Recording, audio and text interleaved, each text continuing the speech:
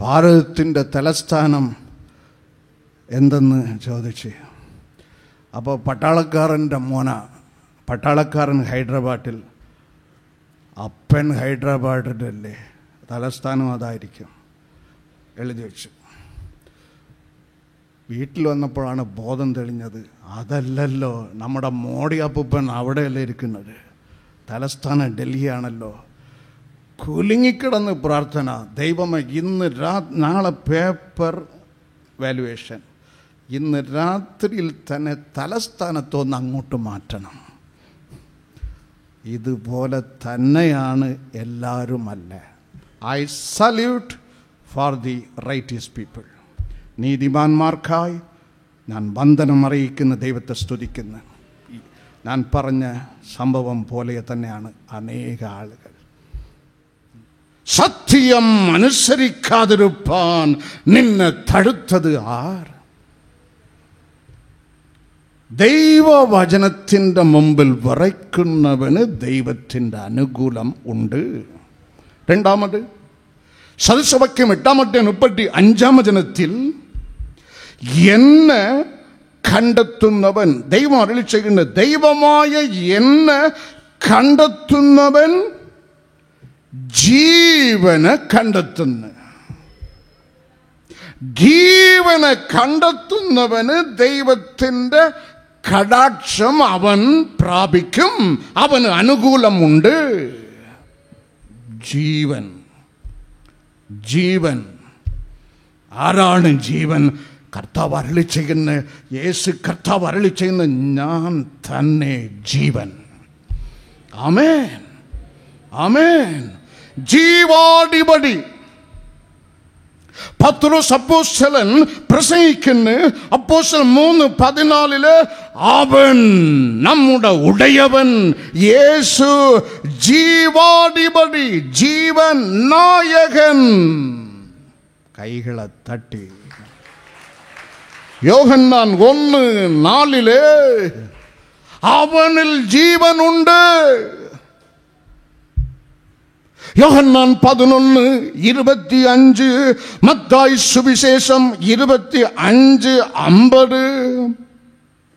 യോഹന്നാൻ 5:29 Daniel പ്രവചനം 12:2 1 ദശലോക്യം 4:16 Bible നമ്മെ പഠിപ്പിക്കുന്ന ജീവൻ ക്രിസ്തു തന്നെ. ആമേൻ. Jesus Christ is life. കർത്താവ് അരുളി ചെയ്യുന്നു, എന്നെ കണ്ടെത്തുന്നവൻ ജീവനായ ക്രിസ്തുവിനെ കണ്ടെത്തും, അവന് ദൈവത്തിൻ്റെ അനുകൂലം ഉണ്ട്. ആമേൻ. എങ്ങനെ കണ്ടെത്തുക?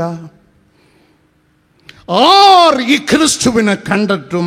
ബൈബിളിൽ ഒരു 3 മർമ്മങ്ങളുണ്ട്. 3 വ്യാഖ്യാനിക്കുവാൻ സമയമില്ല. 1 മത്തായി 5:8 ഹൃദയശുദ്ധി ഉള്ളവൻ ദൈവത്തെ കാണും. ഏത് ജാതിയോ ഏത് പാർട്ടിയോ ഏത് ഭാഷയോ ഭൂമിയുടെ 7 മുക്കിലും ഉള്ളവൻ ഉള്ളു ശുദ്ധി ഉണ്ടെങ്കിൽ മരിക്കും മുമ്പ് അവൻ യേശുവിനെ കണ്ട് എത്തിയിരിക്കും. 2 എബ്രായർ 11:6 വിശ്വാസം ഉള്ളവൻ യേശുവിനെ കാണും, അവൻ കണ്ടെത്തും. എന്താണ് വിശ്വാസം? വെറും വിശ്വാസമല്ല. മർക്കോസ് 1:15 ബൈബിൾ നമ്മെ പഠിപ്പിക്കുന്ന മാനസാന്തരപ്പെട്ട് സുവിശേഷത്തിൽ വിശ്വസിക്കണം. ആദ്യം മാനസാന്തരം, തുടർന്ന് ക്രിസ്തുവിലുള്ള വിശ്വാസം. പണ്ട് ഒരു അമ്മ, ഒരു സ്ത്രീ പ്രസവിച്ചാൽ ഉടനെ ചോദിക്കും, ആണോ പെണ്ണോ, ആണോ പെണ്ണോ.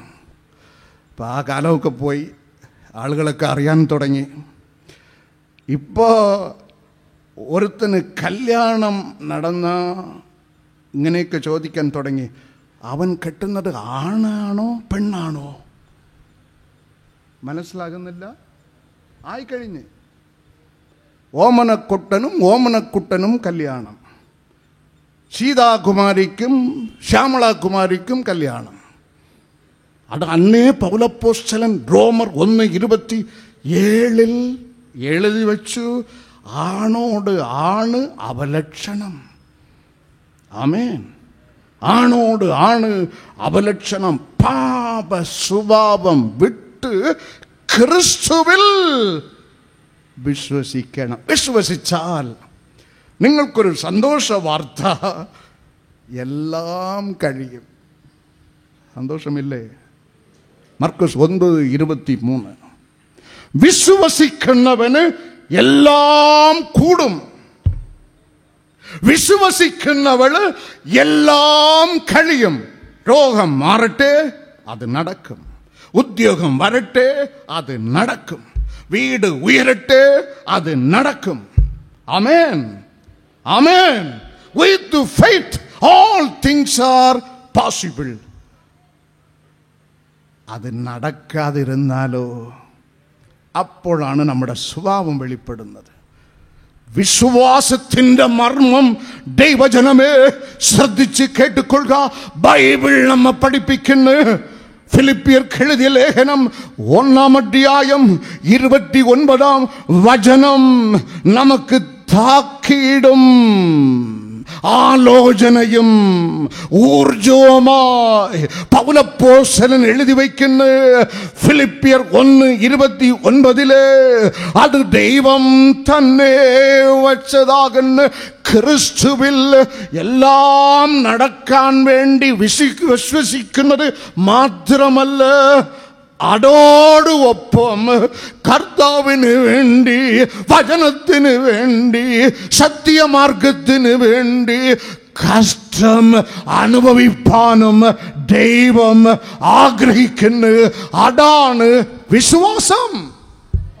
ഫിലിപ്പിയർ 1:29 ബൈബിൾ നമ്മെ പഠിപ്പിക്കുന്നു. അത് ദൈവം തന്നെ വച്ചതാകുന്ന ക്രിസ്തുവിൽ വിശ്വസിപ്പാൻ വേണ്ടി മാത്രമല്ല, അവന് വേണ്ടി കഷ്ടം അനുഭവിപ്പാനും ബൈബിൾ നമ്മെ പഠിപ്പിക്കുന്നു. ദൈവം നിങ്ങൾക്ക് വരം വച്ചിരിക്കുന്നു. ഹല്ലേലൂയ. എല്ലാം കഴിയും, ഞാൻ വിശ്വസിക്കും. പക്ഷെ കഴിയാതിരുന്നാലും അത് വരമായി ഞാൻ സ്വീകരിച്ചു യേശുവിനെ തന്നെ ഞാൻ വിശ്വസിക്കും. 7 വട്ടം ചൂടുപിടിക്കപ്പെട്ട ഉലയിൽ ദാനിയേലിന്റെ സ്നേഹിതന്മാർ 3 പേർക്ക് ഓർഡിനൻസായി, നിങ്ങള് വിടുവിക്കുന്ന ദേവൻ ആരെന്ന് ഞാൻ കാണട്ടെ. പറയുന്നത് പഞ്ചായത്ത് മെമ്പറിലെ കിങ്ങാണ്. 3 യുവ ഗോവളന്മാരുടെ മറുപടി ദാനിയേൽ 3:16 ബൈബിൾ നമ്മെ പഠിപ്പിക്കുന്നു. ഞങ്ങൾ സേവിക്കുന്ന ദൈവം ഒരുവനുണ്ട്, അവൻ ഞങ്ങളെ മോചിക്കും. പക്ഷേ മോചിക്കാതിരുന്നാലും ഞങ്ങൾ വേറൊരു ദൈവത്തെ സേവിക്കുകയില്ല, അവനെ തന്നെ ഞങ്ങൾ സേവിക്കും. ഇത് അടുത്ത ലെവൽ. ഇനി 3ാമത് ഒരു ലെവലുണ്ട്. 1 എല്ലാം കൂടി കിട്ടുവാൻ വേണ്ടിയുള്ള വിശ്വാസം. 2 കിട്ടാതെ തീയിൽ കിടന്ന് പൊളയേണ്ട അവസ്ഥ വന്നാലും എനിക്ക് വേറെ ആരുണ്ട്, ഈ ദൈവം തന്നെ ദൈവം. 3ാമത് ഭൂമിയിൽ ഒരു മായ ഉണ്ട്. പ്രസംഗി എഴുതുന്നു 9:2 എല്ലാവർക്കും എല്ലാം ഒരുപോലെ, പ്രാർത്ഥിക്കാൻ വരുന്നവനും പ്രാർത്ഥിക്കാൻ വരാത്തവനും ചിലപ്പോൾ ഭൂമിയിലെ മായ എല്ലാവർക്കും എല്ലാം ഒരുപോലെ. അതിൻ്റെ അർത്ഥം, നീ ഒരു സ്റ്റെപ്പ് വിട്ട് താഴെ ഇറങ്ങുമ്പോൾ നിന്റെ മുമ്പിലുള്ള ദുഷ്ടൻ ചിലപ്പോൾ ഒരു സ്റ്റെപ്പ് വിട്ട് തൽക്കാലം പൊങ്ങുന്നത് നീ കാണും. എല്ലാരും പോയോ? അതാണ് ജെറേമിയ ചോദിക്കുന്നത്. 12:1 ദുഷ്ടന്മാരുടെ വഴി ശുഭമായിരിക്കുന്നത് സംഗതി എന്ത്?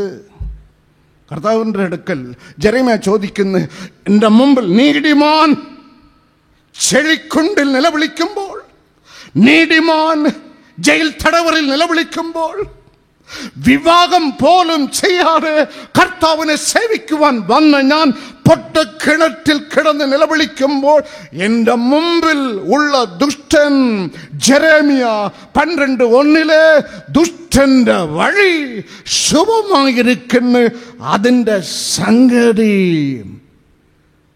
എന്ത്? ആമേൻ. അങ്ങനെ ഒരു അവസ്ഥ വന്നാലും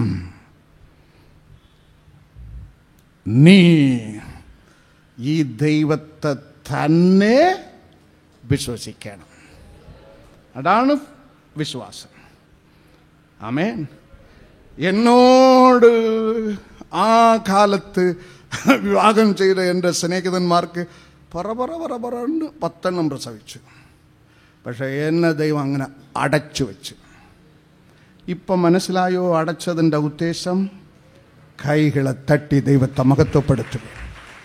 ആമേൻ, ആമേൻ, ആമേൻ, ഹല്ലേലൂയ. ഉദാഹരണം ഞാൻ ഒന്ന് പറയാം. ദൈവം നീതിമാൻ, നേരുള്ളവൻ, നിഷ്കളങ്കനെന്ന് ദൈവത്താൽ സാക്ഷീകരിക്കപ്പെട്ട് യോബുവിൻ്റെ ജീവിതത്തിൽ എല്ലാം തൊലഞ്ഞു. എല്ലാം തൊലഞ്ഞോ? ഒരാളെ കല്ലുപോലെ വെച്ചിരുന്ന്. ആരെ? അവൻ്റെ പൊന്ന് ഭാര്യ. 10 മക്കളും പോയി. എങ്ങനെ സഹിച്ചു? ലോകത്തിലെ ഏറ്റവും വലിയ സമ്പന്നന്റെ വീട് മരുഭൂമിയിൽ നിന്ന് പുറപ്പെട്ട കൊടുങ്കാറ്റ് ഇവന്റെ വീടിനെ മാത്രം ലാക്കാക്കി തകർത്ത്. എങ്ങനെ സഹിച്ചു? ശരീരത്തിൽ വെണ്ണ കൊണ്ട് കഴുകിയ സമ്പന്നൻ സുന്ദരൻ ഇപ്പോൾ ചിറങ്ങ് പിടിച്ച് തെരുവിൽ നിലവിളിക്കുന്ന അവളുടെ വീട്ടിലുള്ള ഡോളിങ് ഒരു കുലുക്കവുമില്ല, അവൾക്കൊരു കേടുപാടുമില്ല. കാരണം ഇവൻ്റെ വിശ്വാസ ജീവിതത്തിന് ഒട്ടും ഉതകാത്ത സ്ത്രീ, ദൈവത്തെ ശപിക്കുവാൻ ദൂഷിക്കുവാൻ ആലോചന പറഞ്ഞവൾ, അവൾക്ക് ഒരു കേടുപാടുമില്ല. ഇവൻ്റെ ശരീരം നാറന്ന്, ഇവൻ്റെ മക്കൾ മരിച്ച്. എങ്കിലും കാരണം അങ്ങനെ ചിലരെ വിട്ടുവയ്ക്കും. എന്നാലും നീ കുലുങ്ങിപ്പോകരുത്. ഈ ക്രിസ്തുവിനെ തന്നെ വിശ്വസിച്ചാൽ നീ രക്തമഹത്വം കാണും.